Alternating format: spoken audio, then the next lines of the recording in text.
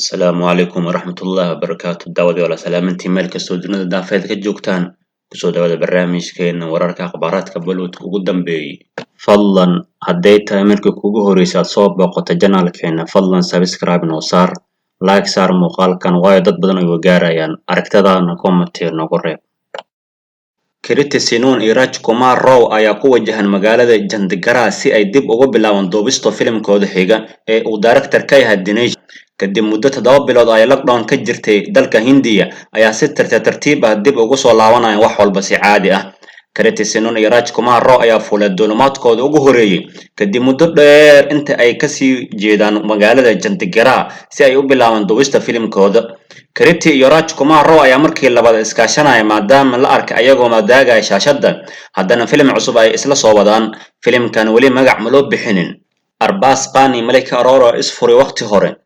Malika Arora ayaa daaha ka qaaday sida ay ula macaamishay filimkoodii Arbaz Khan iyo Malika Arora ayaa isguursaday 1998 ayaa si nabadgelyo ah ku kala tagay sanadkii 2017 inkastoo ay si dhib yar uga hadleen furinkooda meel fagaaraha labadoodaba Malika ayaa daaha ka qaaday furinkooda barnaamijkii sheekada oo ay shalay soo ka hadashay Malika oo hadlaysa ayaa shaaca ka qaaday in uusan ahayn go'aan sahlan oo la qaato in la kala tago aktaradan ayaa cadeysay in ay ogtahay waxa saxda in la sameeyo faahfaahin dheeraad waxay intaa ku dartay in dadka qaar xitaa ay ugu yeereen geesnimadeed inay ku sii socoto furiinkeeda sida ay u sheegtay sida haddii aad ku jirto guur aan faraxsanin oo taasi ay tahay waxa aad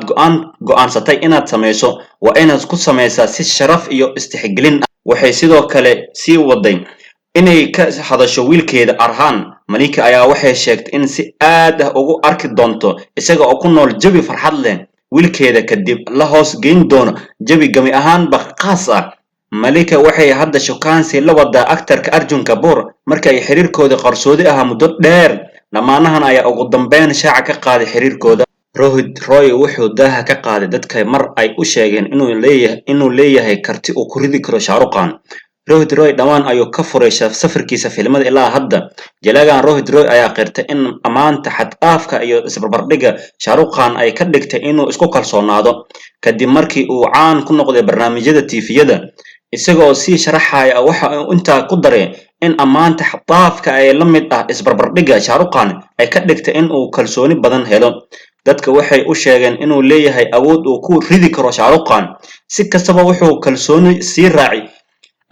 si kastaba wuxuu kaloo sii raacay inaan wada ognahay halka SRK uu ka gaaray shaqadiisa film jelista iyo noloshiisa Rohit sidoo kale wuxuu u sheegay in kastoo uusan u dhawaan karin halka uu maanta joogo Shah Rukh Khan haddana uu ku faraxsan yahay booskiisa maxaa yeelay dadka weli way xasuustaan oo way aqoonsadaan jalaagan